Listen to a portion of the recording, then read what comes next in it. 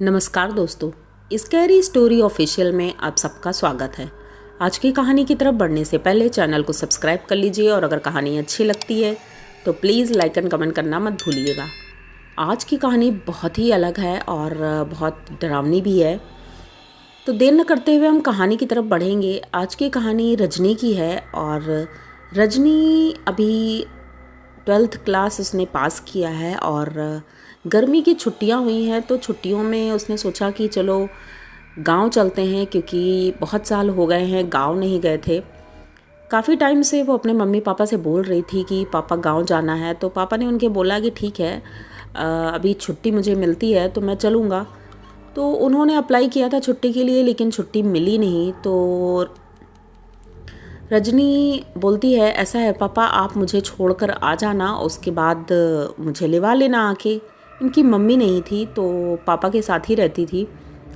तो पापा बोलते ठीक है बेटा, वो उन्हें लेकर जाते हैं और गांव में छोड़ देते हैं।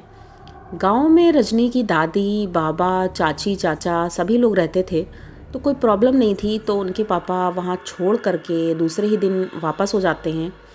अब रजनी पूरे 1 हफ्ते के लिए गांव रहने आई थी, तो बहुत खुश थी कि गांव में रहेंगे और अच्छा लगेगा मुझे। थोड़ा सा शहर से जब गांव आओ तो मूड फ्रेश हो जाता है, गांव का माहौल इतना सुंदर होता है। रजनी भी ऐसे ही कुछ सोच रही थी और शहर में जो बच्चे रहते हैं उन्हें तो वैसे भी सपनों जैसी दुनिया लगती है गाँव की। तो रजनी बहुत कुछ सोचते हुए जब गाँव पहुँची थी तो गाँव का माहौल बहुत अच्छा लगा था। उनका घर कच्चा घर था और काफ़ी बड़ा घर था। एक तरह से सोच सकते हैं कि उसमें 5-6 कमरे थे, इतना बड़ा सा आंगन था। ईंटों का घर था लेकिन वो कच्ची मिट्टी से पुता हुआ था, मतलब एकदम प्लास्टर नहीं था उसमें। ऊपर से लकड़ी की मोटी मोटी लकड़ियों की छत थी। मतलब एक तरह से आप सोच सकते हैं प्योर गांव वाला घर था वो, और बहुत सुंदर घर था।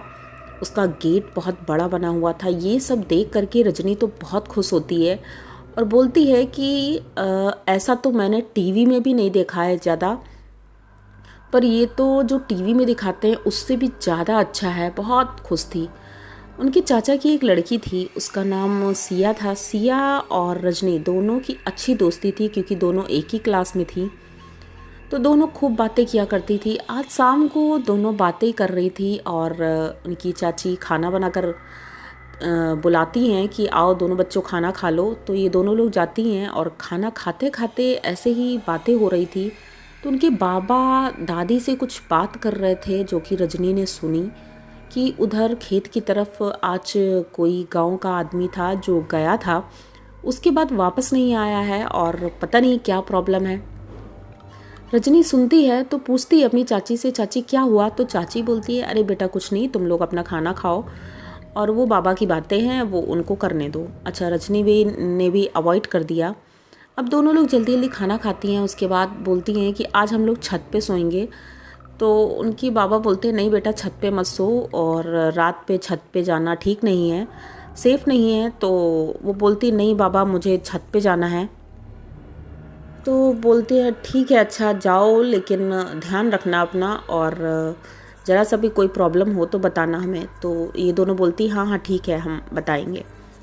अब दोनों बांस की सीढ़ी थी और उसी के सहारे ऊपर छत में जाती हैं और छत पे ज़मीन में ही बिस्तर लगा करके सोने लगती हैं। सो रही थी तभी उन्हें गांव में कुछ शोर सुनाई देता है और ये लोग छत की किनारे खड़े होकर के देखने लगती हैं कि आखिर क्या हो गया है। कुछ पता नहीं चलता है क्योंकि गांव में बहुत शोर हो रहा था। अब ये पूछती हैं तो इनकी चाची बोलती हैं, तुम लोग चुपचाप सो जाओ, फालतू की बातें मत करो, नीचे आ जाओ। तो ये दोनों बोलती हैं चलो ठीक है। अच्छा, ये लोग भी डर जाती हैं कि आखिर क्या हो गया जो इतना शोर हो रहा है। तो डर की वजह से ये लोग नीचे आ जाती हैं और नीचे सोती हैं। दूसरे दिन जब सुबह होती तो पता चलता है इनके गांव का वो आदमी जो गायब था वो मर चुका है। उसकी बॉडी वही खेतों के पास मिली थी और बहुत ज़्यादा लहूलुहान थी। तो गांव वाले बहुत रो रहे थे और पता नहीं, सभी ने सोचा हो सकता है किसी जंगली जानवर ने मारा होगा। तो यही सोच करके बात को अवॉइड कर देते हैं। और लेकिन इनके बाबा कुछ और ही बोल रहे थे। ये बात रजनी को समझ में नहीं आई आखिर क्या बात है। रजनी और सिया वही 10 बजे के आसपास सुबह घर से नाश्ता करके खेतों की तरफ निकली थी और बोली थी कि अभी थोड़ी देर हम लोग खेत घूम कर आते हैं, क्योंकि रजनी को खेत घुमाना है। तो सिया ऐसा बोल करके रजनी के साथ चल देती है। दोनों लोग खेत की तरफ गए और खूब अच्छा लग रहा था, क्योंकि खेतों में इस समय गेहूँ कट रहा था। तो सिया रजनी को सब दिखाती है कि ऐसे गेहूँ हैं, और रजनी भी पहली बार खेतों में ये सब देख करके बहुत खुश थी। तभी उसकी निगाह पड़ती है कि एक बहुत बड़ा सा पेड़ है आम का, और उसके नीचे बहुत ज़्यादा झाड़ लगी हुई है, और कुछ अजीब सा अंधेरा अंधेरा सा उस जगह दिख रहा था। और बाहर तो इतनी तेज़ धूप थी। तो रजनी बोलती है, सिया चलो थोड़ी देर उस पेड़ के नीचे वहाँ बैठते हैं चल के। तो सिया एकदम से चिल्लाती है, कहती नहीं उधर नहीं जाना है हमें, और गलती से भी उधर देखना भी नहीं। तो रजनी कहती क्यों, क्या हुआ? तो कहती है कि नहीं उधर नहीं जाना है, बाबा ने बोला है कि हमें उधर नहीं जाना चाहिए। तो रजनी बोलती क्या यार तुम भी ऐसे डरने लगी हो, वहाँ ऐसा क्या होगा, देखो सभी लोग तो हैं खेतों में, दूर दूर देखो सब लोग दिख रहे हैं, और इधर ठंडक भी है, पेड़ है, तो हम लोग वहीं पर चलते हैं। जब रजनी बहुत जिद करती है तो सिया बोलती ठीक है अच्छा चलो चलते हैं। अब ये दोनों लोग, क्योंकि सिया को भी कुछ पता नहीं था ज़्यादा, बस इतना जानती थी कि बाबा ने बोला है उधर नहीं जाना है। तो सिया और रजनी दोनों लोग उधर की तरफ चल देती हैं, और जैसे ही पेड़ के पास पहुंचती हैं तो एक जगह पर रजनी का पैर फिसल जाता है और एकदम ज़मीन में घुसने लगता है।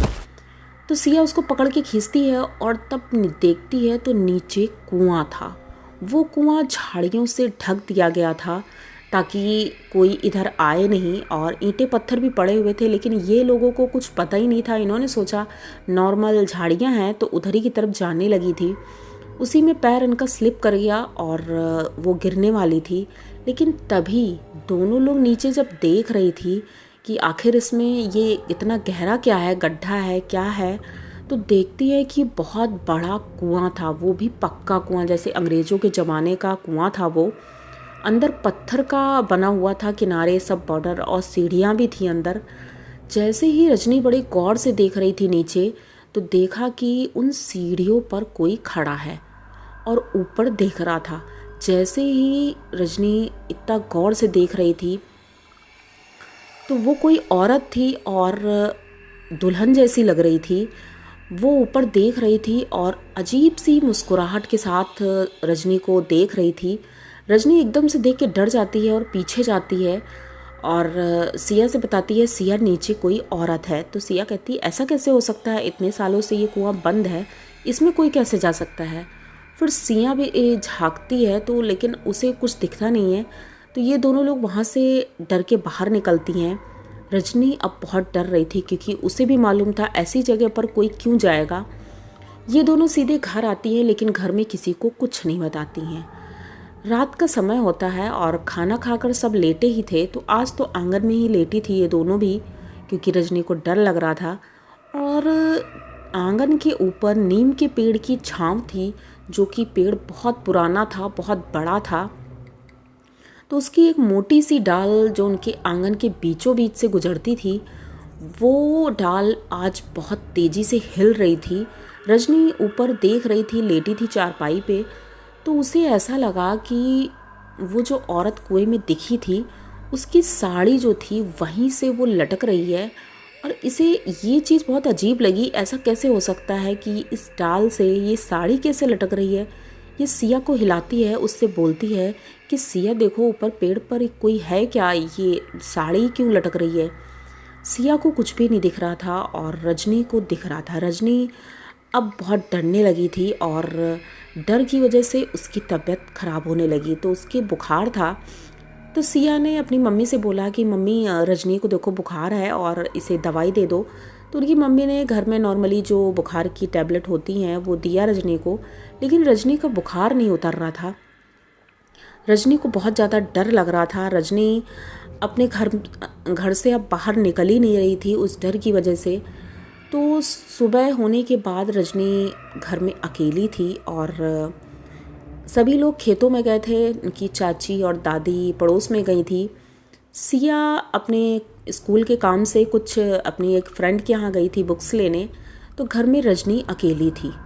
अब रजनी घर में बैठी हुई थी, आंगन में ही चारपाई पर बैठे बैठे कुछ पढ़ रही थी, वो भी सिया की बुक्स थी। तो तभी उसे ऐसा लगता है अंदर कमरे से किसी की आवाज़ आई। वो रजनी का नाम लेकर के कोई बुला रहा था, रजनी रजनी। तो रजनी एकदम से देखती है चारों तरफ, उसे कोई नहीं दिखता है। और जैसे ही एक पीछे वाला जो कमरा था, कोठरी बोल सकते हैं उसको, उस कोठरी की तरफ ये बढ़ रही थी, तब इसे दिखाई पड़ा कि उसका दरवाज़ा धीरे से खुला और वहाँ से कोई झांक रहा है। ये देख कर के रजनी इतना ज़्यादा डर जाती है, वो तुरंत घर से बाहर भागती है। बाहर भाग ही रही थी पीछे देखते हुए, तभी आगे से उनके बाबा आ जाते हैं। बाबा से टकराती है और बताती है कि बाबा घर में कोई है और वो मुझे डरा रहा है।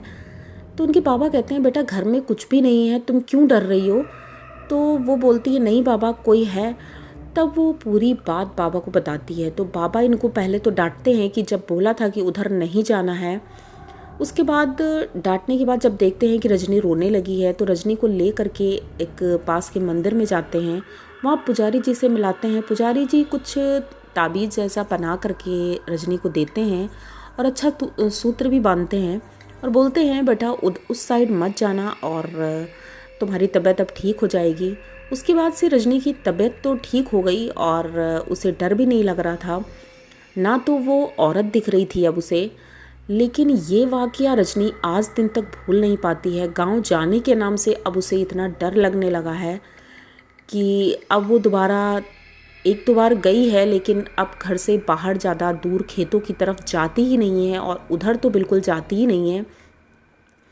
उसे बाद में पता चला कि वो जो औरत थी वो कोई और नहीं, उनके गांव की ही एक बहू थी जिसने सुसाइड किया था उस कुएं में कूद करके, क्योंकि उसके पति उसे बहुत परेशान करते थे, मारते पीटते थे। तो वो इतना तंग आ गई थी कि एक दिन उसने कुएं में छलांग लगा दी थी और उसके बाद से उस कुएं को शापित बोला जाता था और उस कुएं की तरफ कोई जाता ही नहीं था, क्योंकि उसकी आत्मा अक्सर लोगों को वहाँ दिखती थी टहलते हुए, आवाज़ देती थी, बुलाती थी लोगों को कि उस कुएं में कूद जाए। इस वजह से एक दो लोग और उस कुएं में मरे हैं। तो वो कुआं अब एकदम शापित हो चुका है, क्योंकि उसमें कई मौतें हुई हैं। तो वो कुआं बंद कर दिया गया था। जब रजनी को ये सारी बातें पता चली तो रजनी बहुत ज़्यादा डर गई थी, लेकिन अब वो उधर जाती ही नहीं है और फाइनली वो अपने पापा के साथ बाहर रहती है। तो उसने ही ये कहानी शेयर की हमारे साथ।